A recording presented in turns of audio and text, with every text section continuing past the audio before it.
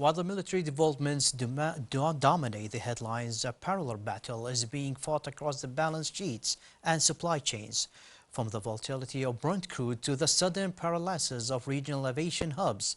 The cost of this conflict is felt by every business and household in the Gulf.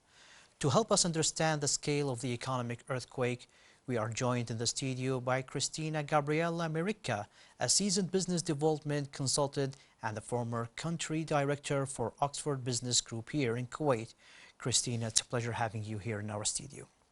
Thank you, Hamad. It's my pleasure to be back in the studio and to continue the discussion we started.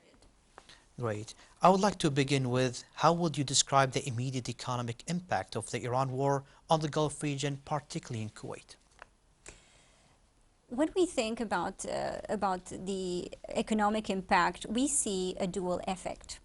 On the one hand, there's a positive aspect, and that is an increase in oil prices, and that has been translated into higher revenues, especially for countries that are exporting energy.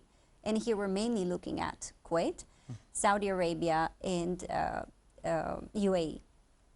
But then at the same time, this has been offset by increased costs and increased uncertainty that have affected sectors such as transportation, logistics, and generally speaking, business activity.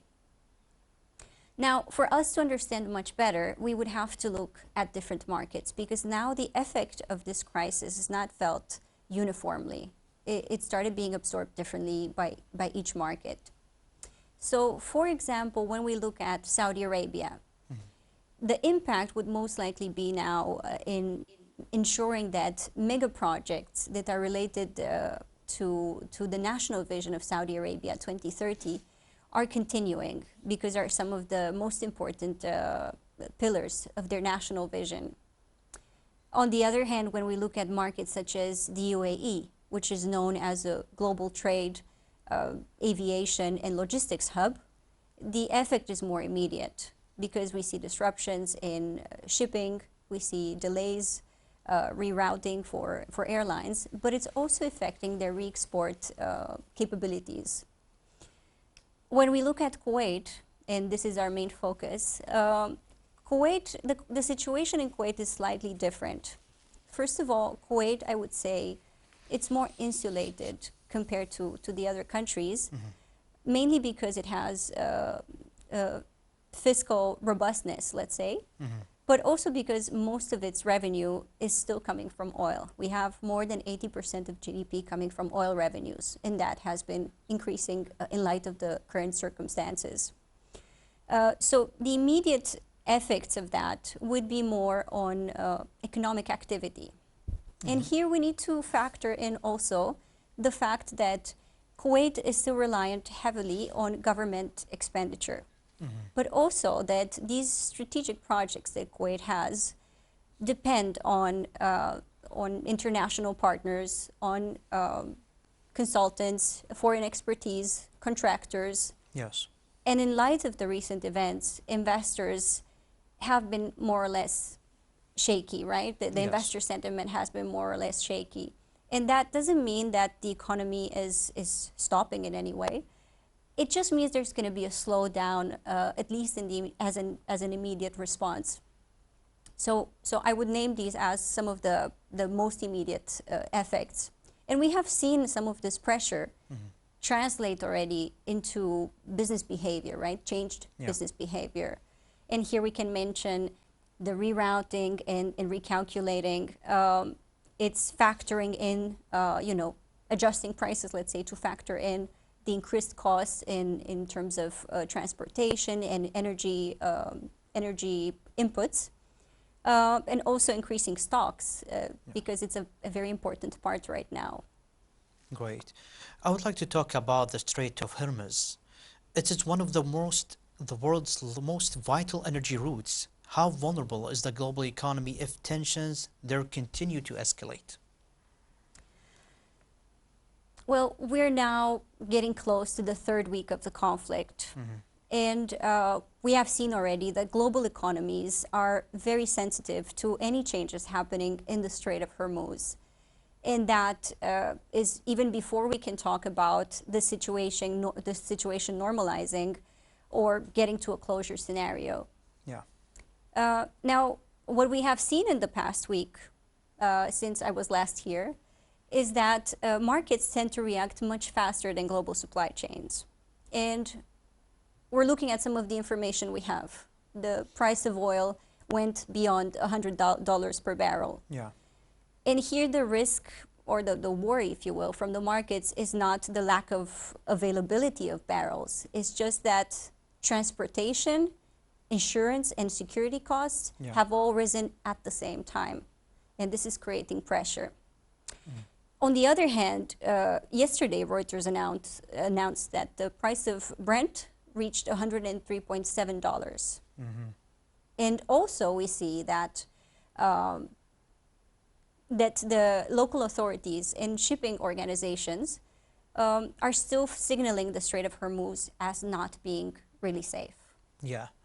And how is the European market reacting to this? Thank you for asking that. It's a very important question, and I would probably expand a bit on this, because different parts of the world are affected differently. When we talk about Europe, as an immediate impact, we're looking more at pricing and at industrial competitiveness, because we know Europe is less reliant on crude compared to other Asian markets. Yeah.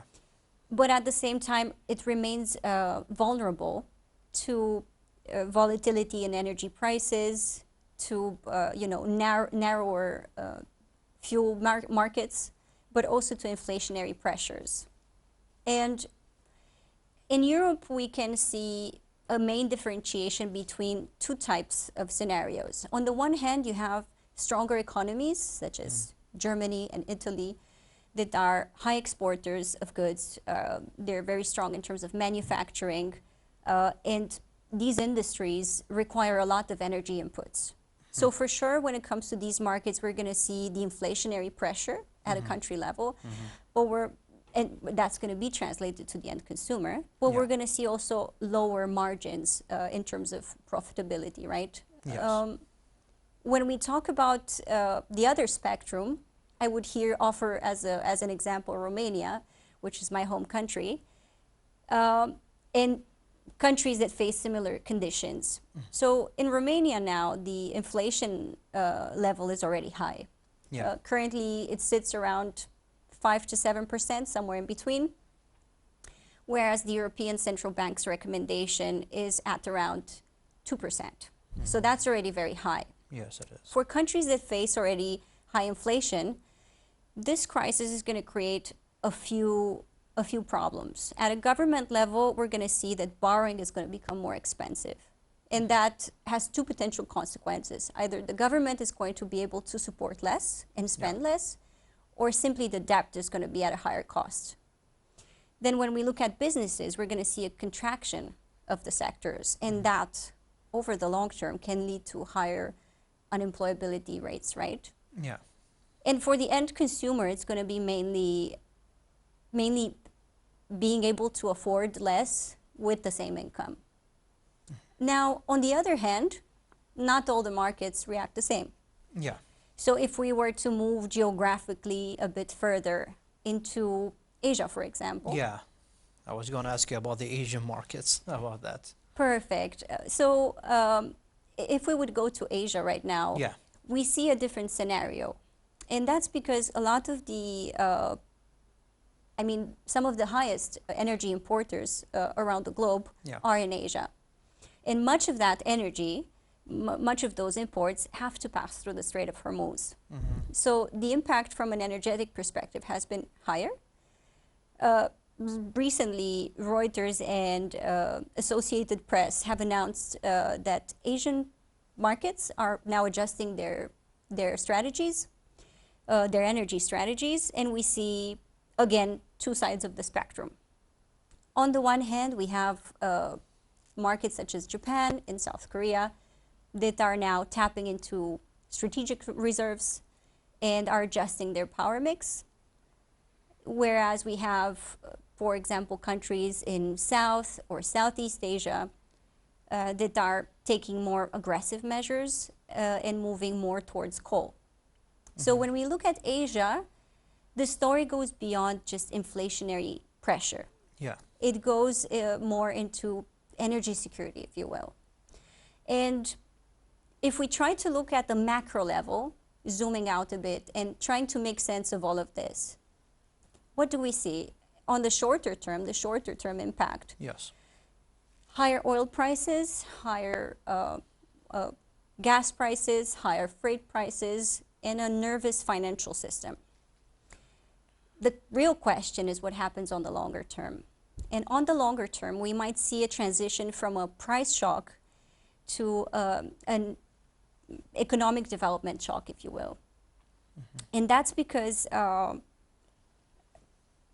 going to see a lot of changes. And this is where we can pose the question of how much are central banks going to be able to support, to ease policy, let's say. Yeah, when you say economic shock, what do you mean by economic shock actually happens? So I will explain, it's a great question, and I will explain in relation to what I was just mentioning earlier. Yeah. So if we take a normal scenario where we have lower economic expansion, right, lower economic growth, in normal market conditions, the simplest solution is that the central bank lowers the interest rates. Yeah. And when you have lower interest rates, you have more affordable credit and loans. That means people are spending more. That means that businesses are investing more, expanding. And that means slowly we have, you know, a balancing act. Balancing, yes, exactly. Exactly. So we see an increase in economic activity. Now, we have to compare a normal scenario, like we just explained, to what's happening currently.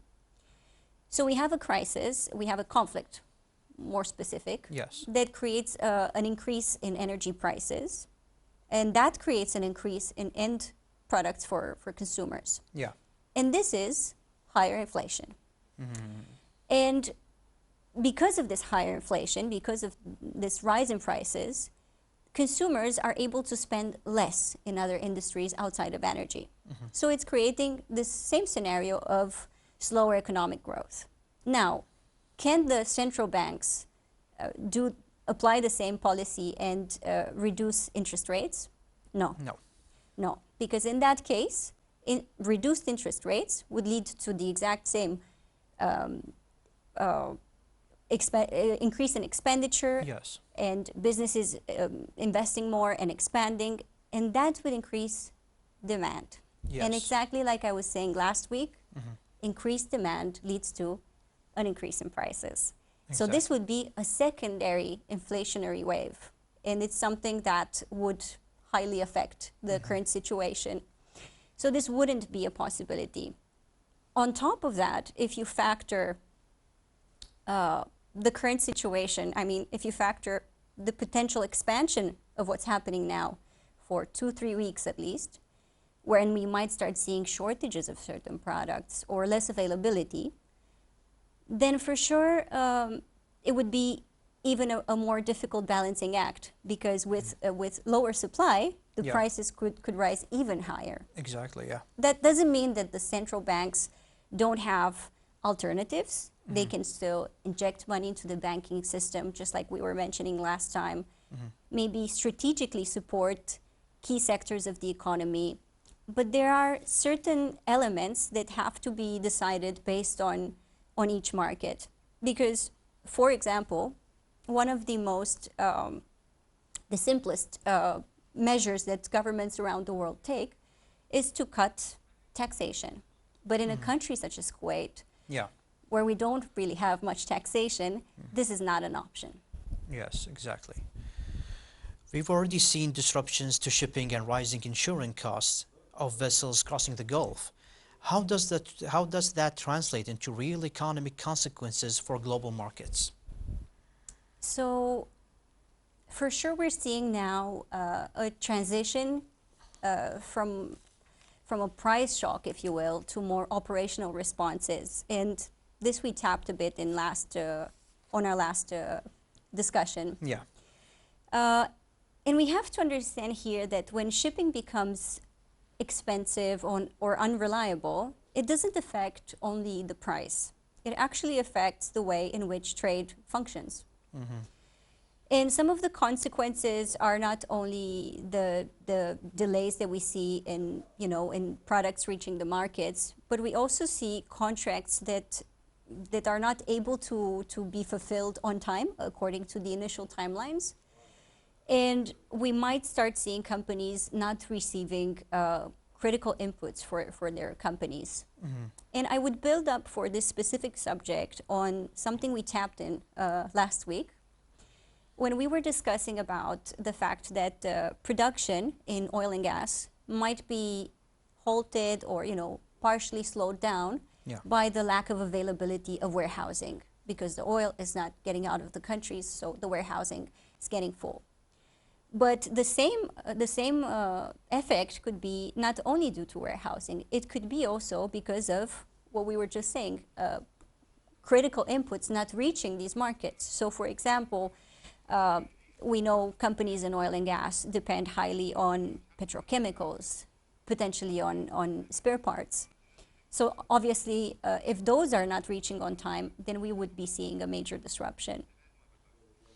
Yes, about the air travel has also been affected, with flights being diverted or cancelled across parts of the region. What economic pressure does this place on major aviation hubs like those in the Gulf? A very good question, and I know you had recently Jazeera and Kuwait Airways talking about this. Yeah. First of all, I think the main challenge is on the competitive advantage that the Gulf has, and that is acting as a hub connecting the East and the West.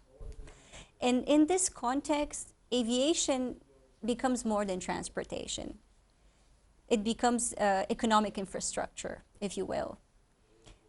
When we look at some of the immediate impacts that we have seen already, they went beyond simple delays, right? We have seen rerouting, cancellation of flights, grounded airplanes, an increase higher fuel costs. Yeah. And all of these translate into reduced reliability.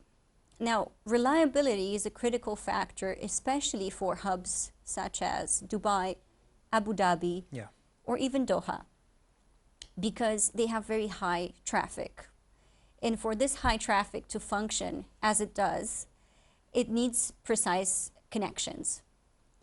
Now, when we look at how this pressure has translated into real life data, right? When we read the news, we see that the price of freight went upwards significantly, almost 70%. We see an increase in the price of jet fuel, where it used to be initially $85 to $90 per barrel.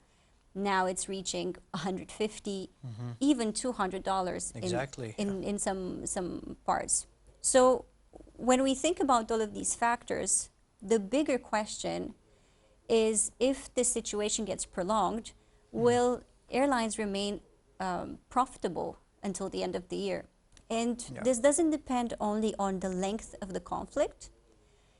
It also depends on how fast and to what capacity are airlines going to start operating once this comes to an end. Exactly. Are they going to be able to immediately go back to normal operations at full capacity, or in a more realistic scenario, just like we have seen after the COVID pandemic, they will have to slowly build up capacity, slowly reopen routes, and adjust also, because if it takes very long, we might see in the short to medium term them having to adjust their capabilities. So for example, airlines might have to lay off some of the employees, have lower capabilities, right? So once you restart the airline, you're going to start from that. That's right, and it will create more problems and disasters, actually, from like laying out employers and other staff members. Okay, many Gulf countries are pushing economic diversification beyond oil. How does a regional conflict challenge those long-term strategies? A very important question.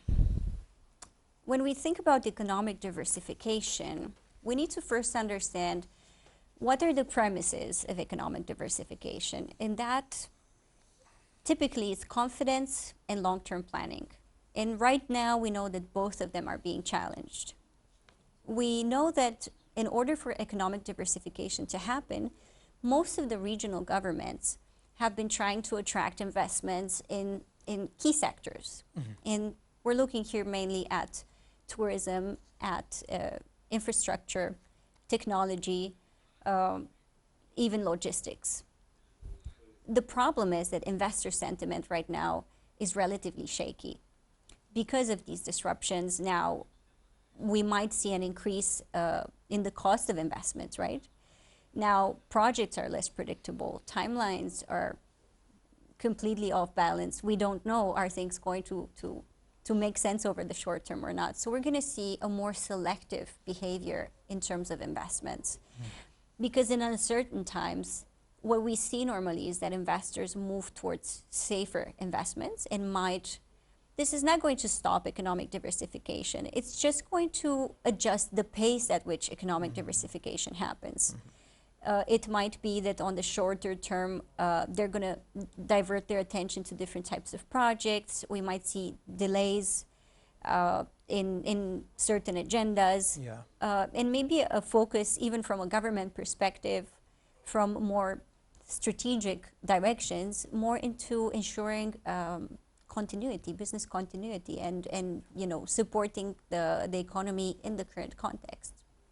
About business continuity, from your business perspective, how are companies in the region adapting to uncertainty created by the conflict?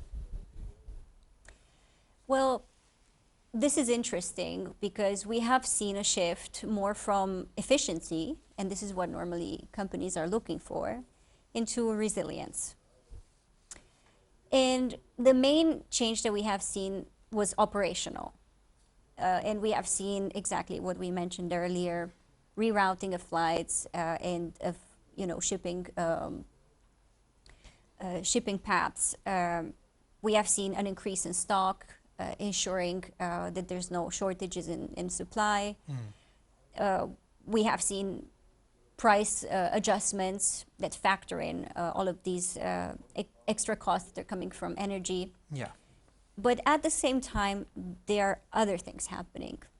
So what we have seen in Kuwait as well, we have seen continuous collaboration between the government and the private sector. And that's mainly to mediate these emerging challenges in various sectors and to try to avoid potential shortages.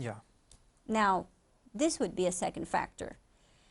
We are seeing companies facing potentially, if the situation continues, shortages of supplies. And there are recent talks, especially in the pharmaceutical sector, that if the crisis continues, at some point we might see shortages in specific medications or supplies. And something else that we can mention here is this adjustment to inventory, because we're going to see also more capital tied there. And it's going to lead to less efficiency. So over the longer term, yes, I think we could say that efficiency would be affected. It is. Supply chains are another concern. Could we start seeing delays or disruptions in goods reaching the Gulf region if tensions continue, and others, like not medical stuff, other kind of stuff? Yes. When we think about supply chains, we really need to understand how they function. Because disruption in supply chains is not immediate, it's more progressive. So usually we're going to see a sequence. So first of all, we're going to see delays. Again, we're not going to know exactly when shipment is going to arrive, what's the current situation. There's going to be some disruption. Then we're going to see potential bottlenecks. And that's because cargo is being rerouted through alternative means and endpoints. And from this perspective onwards, we would have to look at some of the adjustments that are happening. And we would see here, like I was mentioning, it might be a matter of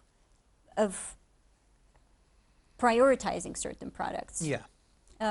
And here we would be looking mainly at essentials. That would be food, pharmaceuticals. This is critical, obviously, because a lot of the food that's coming to the GCC is coming through the Strait of Hormuz. So it's a very important point. But we might also see a readjustment of flows, if you will. And that means that we're going to see a shift from larger logistics hubs and from major airports such as Dubai International or Al Maktoum. We're going to see a shift to secondary airports, just like it happened recently, and we saw some of the local airlines making amazing adjustments in that sense. And this, we can say, has also a positive effect because it's creating opportunities for companies and for strategic supply chain points that wouldn't have had so much trade flows, let's say, and so much business activity. So there is also a light at the end of the tunnel in all of this change. As you know, consumers today rely heavily on international e-commerce and delivery platforms. Could regional instability impact the flow of goods people order online? Yes, but here I think it depends on the type, the class of product. How? Because they are affected differently, and in e-commerce, there's no difference. So we need first to think about the kind of products that people shop for online. And here we would be looking at, for example, fast-moving consumer goods. These ones are more time-sensitive and more related to seasonal trends.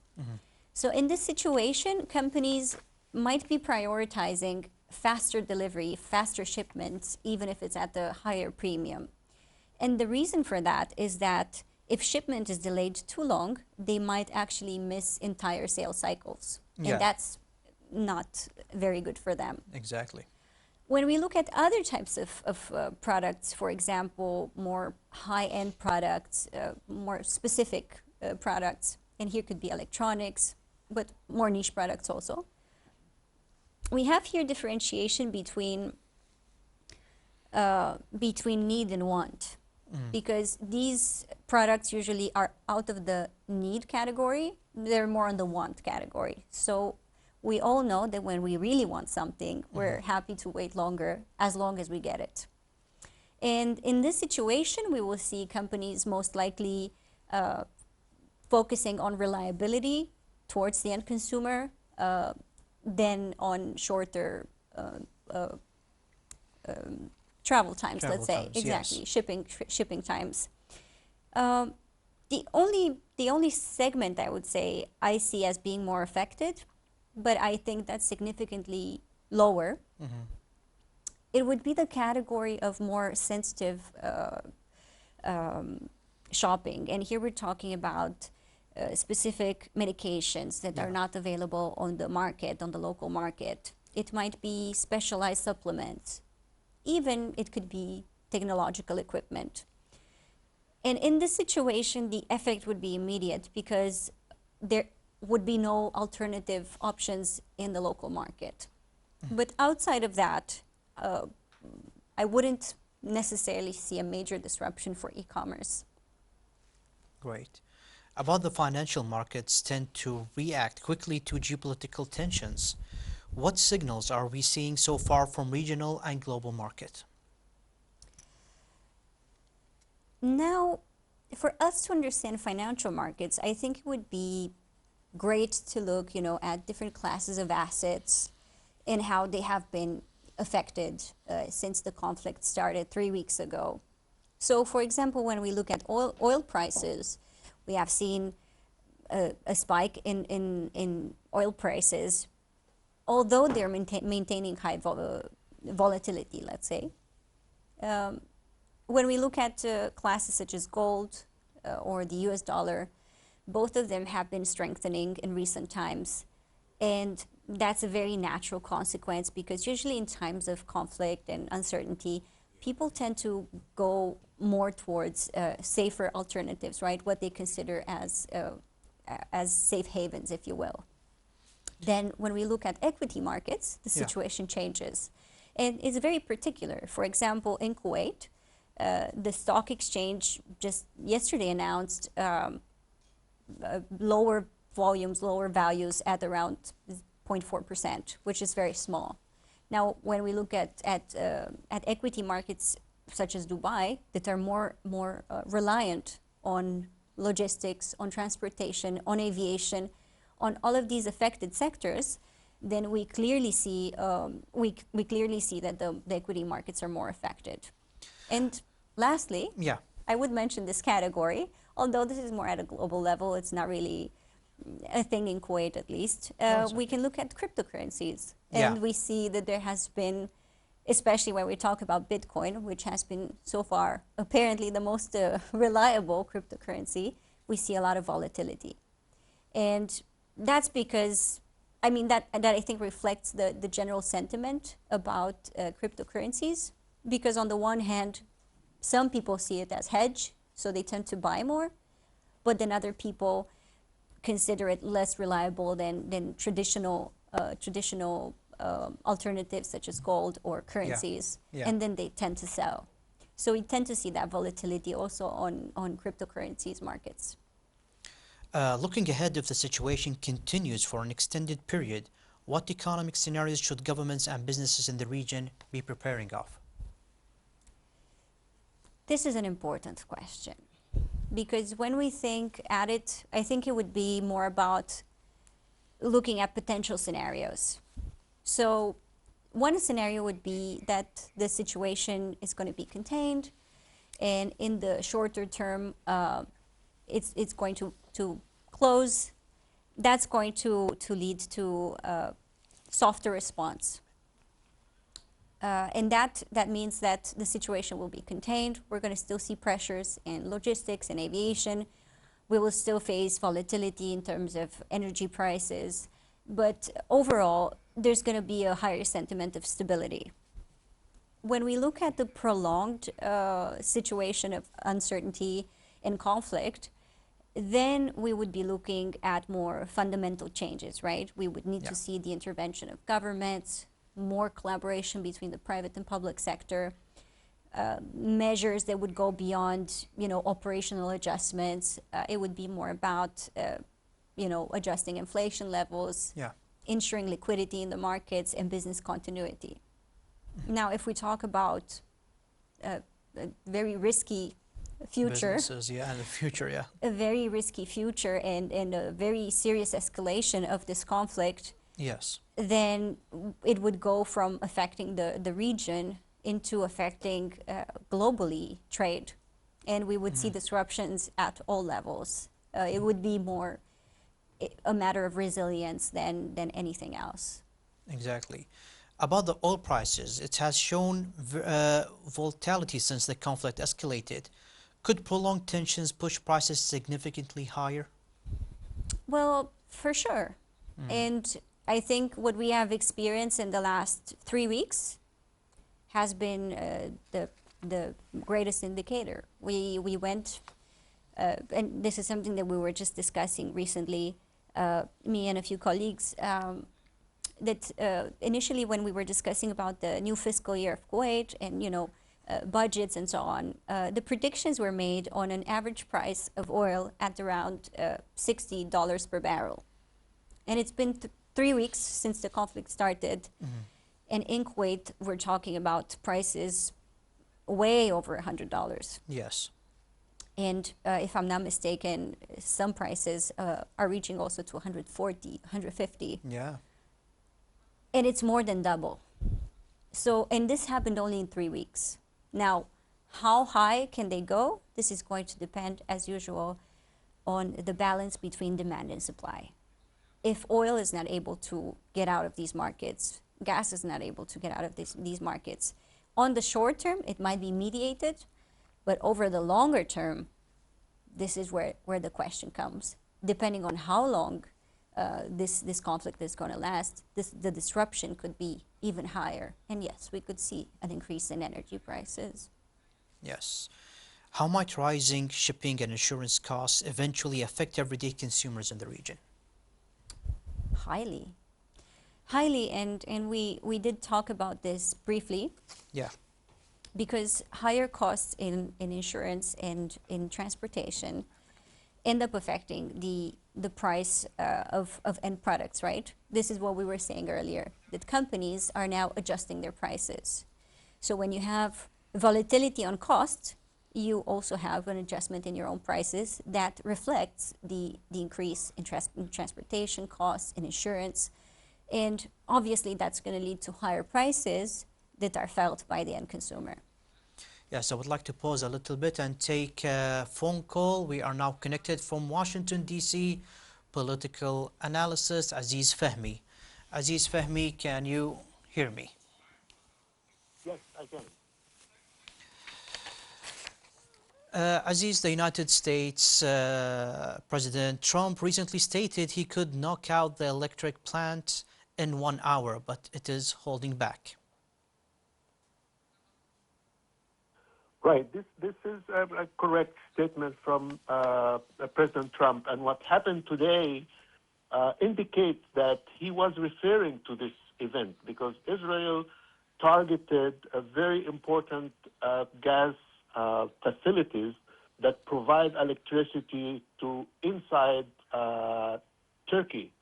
And we don't know yet what's the ramification of this targeting, but it is possible that it can cut electricity in many, many different places inside Iran. And Israel said that they did this attack in coordination and with the Trump administration.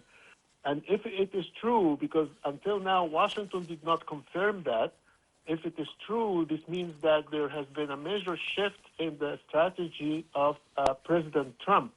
Because when Israel hit oil refinery facilities in Tehran, President Trump told Israel not to do this again, and he was making sure that it would not escalate to attacking oil facilities and assets. But now, if it is true that he agreed and coordinate with Israel for attacking this energy facility, which provide electricity inside and gas inside Iran, that would be a major shift in Trump strategy.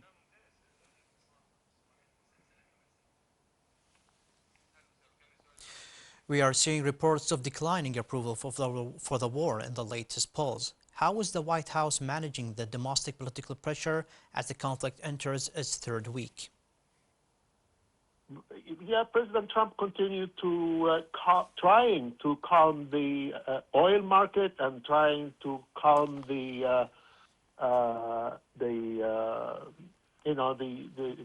unpopularity of this war inside the American society by assuring everybody that it's going to be better when it is over and it will be over soon, and that Iran was about to develop a nuclear bomb, and if we allowed Iran to have a nuclear bomb, we will not be able to do what we are doing now.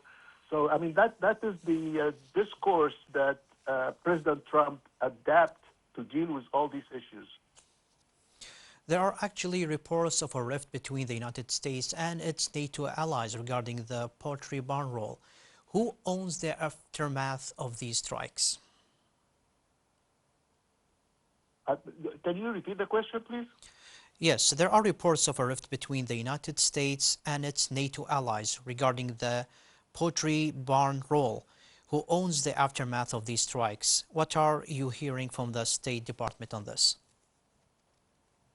Well, there is huge rift between U.S. and Europe in this war because President Trump voiced his anger at the NATO allies that they refused to come to help to open the Strait of Hormuz. And, in the beginning he was saying, I don't need anybody, I can do it myself. And American warships will accompany the oil tanker through the Strait of Hormuz. And then American military officers said that this is operation is very complicated, and Iran still has some ability to interrupt the navigation. And I guess that's why the Europeans refused to come to help Trump in this regard, because they did not start this war. They were against starting this war, and they don't want to be dragged into this war by, Iranian shoot at their naval assets, trying to open the Strait of Hormuz, and then they will have to shoot back, and then they are in the war. So, President Trump is blaming them, saying that, this will have a very negative consequences because, now you are saying the Gulf War is not ours, and that we could have done the same when Russia attacked